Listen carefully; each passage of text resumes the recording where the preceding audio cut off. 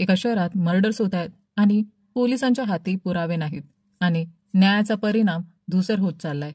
पण या प्रकरणात एक असंही पात्र आहे ज्याचं सत्य कुणालाच माहिती नाही, पण त्याची बाजू समजून घ्यायला आपण तयार आहोत का? आजच्या व्हिडिओत आपण घेऊन आलो आहे एक अशीच कथा, जिथे प्रेम, सूड, अन्याय आणि अंतःकरणाला हलवणारी वेदना एकत्र गुंफलेली आहे. हा फक्त एक चित्रपट नाही, तर हा आहे एक जबरदस्त अनुभव. तर मंडळी, आज आपण वानंगन या चित्रपटाची कहाणी समजून घेणार आहोत.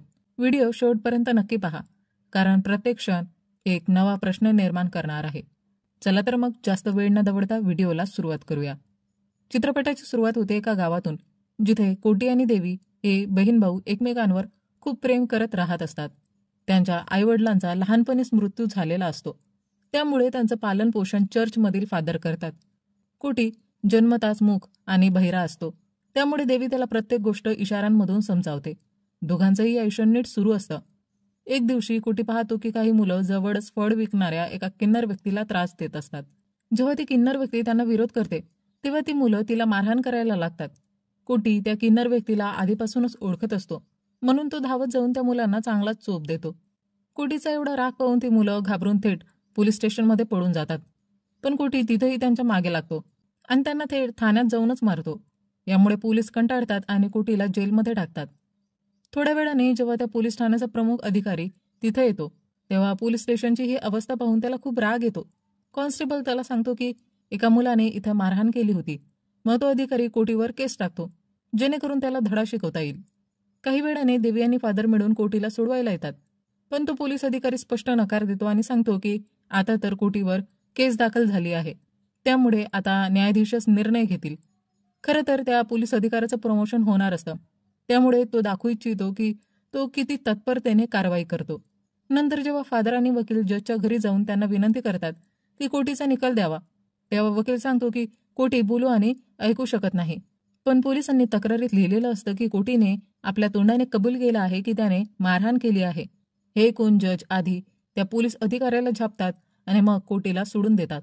यानंतर आपल्याला टीना नावाची एक मुलगी दिसते, जी गाईडचं काम करत असते आणि तिला अनेक भाषा येत असतात. पुढे जेव्हा कोटीची भेट टीनाशी होते, तेव्हा आपल्याला कळतं की टीना कोटीच्या मागे अक्षरशः वेडी आहे, पण कोटी मात्र तिच्याकडे अजिबात लक्ष देत नाही. हीच गोष्ट मनाला लावून घेऊन टीना नेहमी विचित्र आणि भंपक वागणूक करत असते आणि आज तर रागाच्या भरात कोटी तिला मारतो. यानंतर टीनाचे आई वडील कोटीची तक्रार घेऊन फादरकडे येतात आणि सांगतात की तुम्ही या कोटीला शिक्षा द्या. पण इथेही टीना कोटीशी इशाऱ्यांमध्ये फ्लर्ट करत असते आणि ती स्वतःच कोणतीही शिक्षा नाकारते. पुढच्या दिवशी जेव्हा टीना कोटीला पुन्हा पाहते, तेव्हा त्याला त्रास द्यायला ती जवळच्या किन्नर व्यक्तीकडे पाठवते. पण कोटीला लगेचच समजतं की की ही सगळी टीनाचीच योजना आहे, त्यामुळे तो तिला धडा शिकवण्यासाठी तिच्या मागे धावतो. पण टीनाची आई वेळेवर येते आणि ती आपल्या मुलीला वाचवते. यानंतर दुसऱ्या दिवशी जेव्हा फादर चर्चमध्ये प्रार्थना करत असतात, तेव्हा जवळच्या दारूच्या दुकानांमधून प्रचंड आवाज येतो. यामुळे त्रासलेला फादर त्या आवाजाला बंद करायला सांगतात, पण दुकानाचा मालक उलट त्यांच्याशीच उद्धटपणे वागतो. ही गोष्ट जेव्हा कोटीला समजते, तेव्हा तो त्या माणसाला जबरदस्त मारतो आणि तो दारूचा ठेकाही फोडून टाकतो.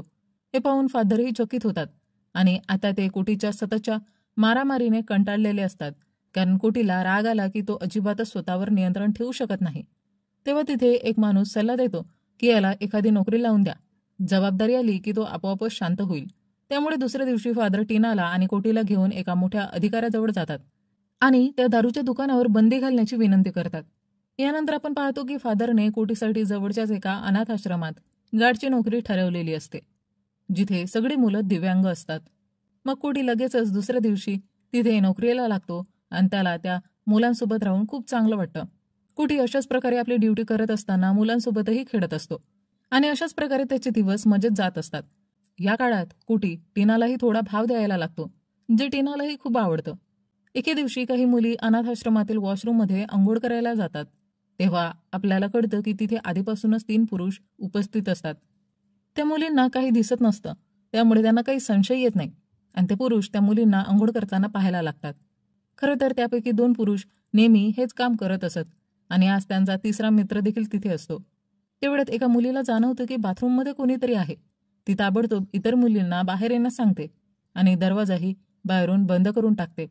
जेव्हा त्या मुली घाबरलेल्या अवस्थेत बाहेर येतात, तेव्हा कोटी इशाऱ्याने विचारतो काय झालं. त्या मुली बाथरूमच्या दिशेने इशारा करतात. तेव्हा कोटी लगेचच बाथरूमचा दरवाजा उघडतो आणि आतले ते तिघं पुरुष पडून जातात. त्यातील 2 पुरुष एका दिशेने पडतात आणि तिसरा, जो अनाथ आश्रमात काम करत नव्हता, दुसऱ्या रस्त्याने निघून जातो. हे पाहून कोटीला प्रचंड राग येतो आणि तो त्या दोघांच्या मागे धाव घेतो. तो त्यांना पकडून जबरदस्त मारहाण करतो आणि मग आपल्याला दिसतं की कोटीने त्या दोघांना मारून लटकवून टाकलेलं असतं. त्यानंतर कोटी शांतपणे तिकडून निघून जातो. पुढच्या दिवशी पोलीस आणि मीडियाचे लोक त्या गुन्हा घडलेल्या ठिकाणावर पोहोचतात, जिथे कोटीने त्या दोघांना लटकवलेलं असतं. पण कोणालाच हे समजत नाही की हा खून नेमका कोणी केला आहे. त्यामुळे पोलीस सर्वत्र चौकशी सुरू करतात आणि अनाथ आश्रमाच्या मालकिनीची विचारपूस करतात, कारण ते दोघंही तिथेच काम करणारे होते. पण मालकिनीला काहीच माहिती नसते. त्यानंतर कोटीला बोलवण्यात येतं. त्याचं म्हणणं समजून सांगण्यासाठी देवीही तिथे येते. पोलीस कोटीला विचारतो, तू पाहिलंस का त्या दोघांना कोणी मारलं? तेव्हा कोटी इशाऱ्यानं सांगतो, तो खून मीच केला आहे. हे ऐकून देवी खूपच हादरते आणि लगेचच पोलिसांसमोर बोलते. तो सध्या खूप घाबरलेला आहे, म्हणून तो काहीच बोलू शकणार नाही. पण पोलिसांना संशय येतो आणि ते देवीला धमकावत विचारतो, खरं खरं सांग, त्याने काय सांगितलं? तेव्हा देवी सुद्धा पोलिसांना सांगते की हो, कोटीनेच त्या दोघांना मारला आहे. मग पोलीस लगेच कोटीला तुरुंगात टाकतात आणि त्याच्यावर गुन्हा दाखल करतात. यानंतर आपण एका न्यायाधीशाला पाहतो, जे मानत होते की केस जितक्या लवकर संपवता येतील तितकं चांगलं. त्यामुळे ते एका प्रकरणाचा निकाल देताना दिसतात, जिथे एका माणसावर त्याच्या सुनेने अतिशय घृणास्पद आरोप केलेले असतात. सर्व साईडचं म्हणणं ऐकून घेतल्यानंतर आणि पुरावे पाहून जज थेट त्या सुनेला शिक्षा सुनावतात, कारण पुराव्यावरून स्पष्ट दिसत होतं की त्या माणसाने काहीही केलं नव्हतं. उलट ती सूनच पैशाच्या हव्यासापोटी आपल्या सासऱ्याला फसवत होती. हा निर्णय ऐकून आपण समजतो की हा न्यायाधीश निर्णय देण्यात किती पुढारलेला आणि स्पष्ट वक्ताही आहे. यानंतर कोटीच्या खटल्याचा दिवस येतो आणि त्याला न्यायालयात आणलं जातं. आता हे प्रकरण खूपच मोठं झालेलं असतं, त्यामुळे न्यायालयात मोठी गर्दी झालेली असते. इकडे पोलीस अधिकारी वकिलाला सांगतो की आपल्याकडे कोटीविरुद्ध काही ठोस पुरावा नाही. आपण हे कसं सिद्ध करणार की खून यानेच केला आहे? मग आपण पाहतो की कोटीच्या खटल्याचा न्यायाधीश तोच असतो, ज्याने त्या सासऱ्यावरील खोट्या आरोपांच्या प्रकरणात निकाल दिला होता. प्रकरण सुरू होता. जज थेट एका ट्रान्सलेटरला बोलावतात आणि विचारतात की हा खून तू केलास का? कोटी त्यावर होकारार्थी इशारा देतो. तेव्हा जज पोलीस अधिकाऱ्यांना विचारतो, या मर्डरचा उद्देश काय होता, आणि त्याचवेळी पुराव्यांचीही मागणी करतो, कारण कुठलाही निकाल पुराव्यांशिवाय देता येत नाही. पण पोलीस अधिकाऱ्याजवळ याचं काहीच उत्तर नसतं. मग जज सांगतो की हा खटला आता विशेष अधिकारी कथिरन यांच्याकडे सुपूर्द करण्यात येतो आहे, जे अधिक तपास करून काही पुरावे आणतील. त्याचवेळी कोटीला 15 दिवसांच्या रिमांडवर ठेवण्याचा आदेश दिला जातो, जेणेकरून तपासादरम्यान काही पुरावे मिळवता येतील. हे सगळं पाहून देवीची अवस्था फारच वाईट होते. ती रडून रडून थकून जाते, कारण ती पहिल्यांदाच आपल्या भावापासून दूर राहत होती. कोटीला आता तुरुंगात हलवलं जातं. इकडे ऑफिसर कथिरन येताच लगेच त्या केसचा तपास सुरू करतात. तो थेट अनाथ आश्रमाच्या मालकिनीकडे जाऊन विचारतो, मला खरं खरं सांगा, नाहीतर ते तुमच्यासाठी चांगलं होणार नाही.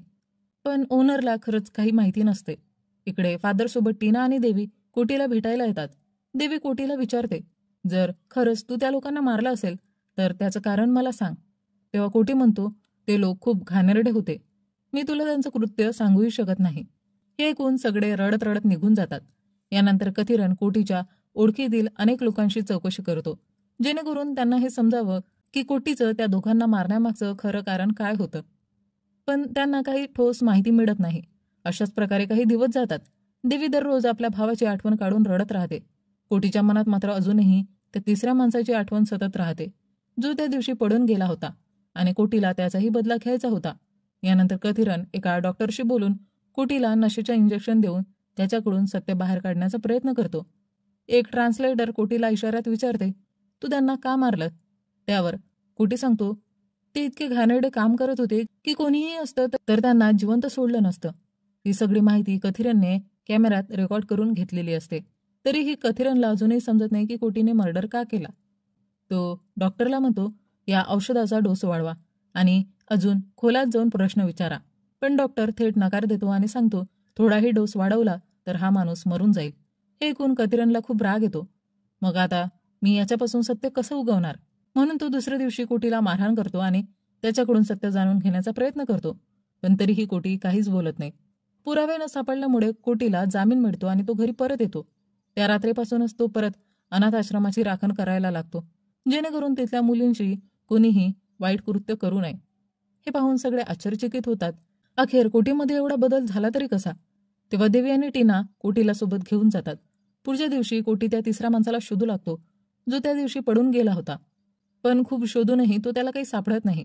एक दिवस कोटी कुठेतरी बसलेला असतो. तेवढ्यात तोच माणूस एका महिलांच्या टॉयलेटमधून बाहेर येतो आणि अजूनही तसंच घृणास्पद कृत्य करत असतो. त्याला पाहून कोटी लगेचच त्याच्या मागे धावतो. पण तो माणूस कोटीला पाहून हळूच दुसऱ्या मार्गाने निघून जातो.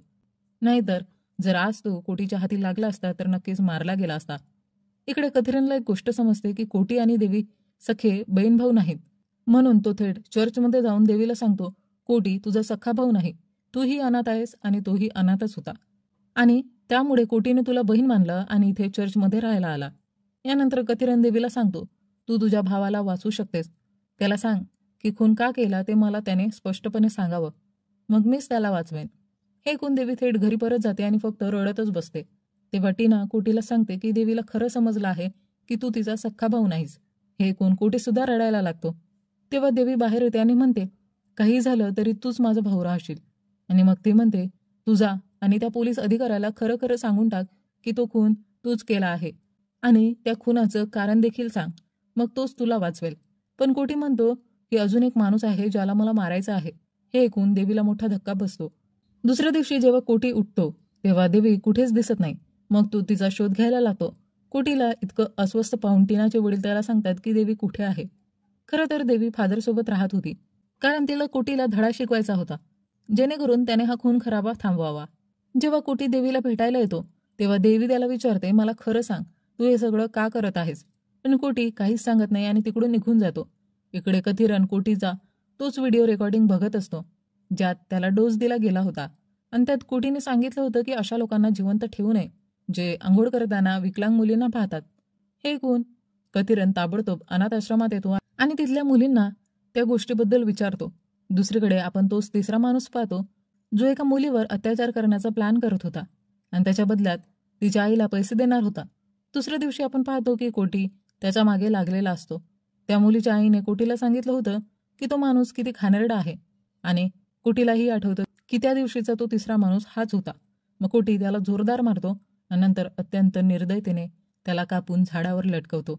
त्यानंतर तो थेट कथिरनकडे येतो आणि सांगतो की मी तिसऱ्या माणसालाही मारला आहे. कथिरन न्यायाधीशांची त्या मुलींची भेट घालून देतो, ज्या सांगतात की त्या दिवशी नेमकं काय घडलं होतं आणि कोटीने त्या तिघांना का मारलं. हे सगळं ऐकून न्यायाधीश थेट केससाठी येतात आणि कथिरनचा रिपोर्ट वाचून सांगतात की या केस संबंधित कोणताही ठोस पुरावा मिळालेला नाही, त्यामुळे कोटीला निर्दोष सोडण्यात येतं. खरं तर जज आणि कथिरन दोघांनाही सत्य कळाल्यावर त्या दोषींवर खूप राग आलेला असतो. म्हणूनच त्यांनी कोटीला निर्दोष मुक्त केलं असतं, कारण कुठे ना कुठे कोटीचं कृत्य योग्यच होतं. त्यानंतर जेव्हा कोटी देवीला भेटायला येतो तेव्हा समजतं की आपल्या भावाला शिक्षा होईल या भीतीने देवीने स्वतःला संपवलं आहे. हे पाहून कोटी खूप रडतो आणि हा चित्रपट इथेच संपतो. तर ही होती एका भावनिक आणि थरारक प्रवासाची कहाणी. कोटी, ज्याने अन्यायाविरुद्ध बंड केलं, पण त्याच्या न्यायाच्या मार्गावर त्याला प्रिय व्यक्तीही गमवावी लागली. तर मंडळी, तुम्हाला हा चित्रपट कसा वाटला? कृपया कमेंटमध्ये तुमचं मत जरूर सांगा. जर व्हिडिओ आणि माझं एक्सप्लेनेशन आवडलं असेल तर व्हिडिओला लाईक करा, शेअर करा आणि अशाच चित्रपटांच्या एक्सप्लेनेशनसाठी चित्रपट व्याख्यातीला सबस्क्राईब करायला विसरू नका. चला तर मंडळी, भेटूया लवकरच एका नवीन व्हिडिओमध्ये. तोपर्यंत टाटा, बाय बाय.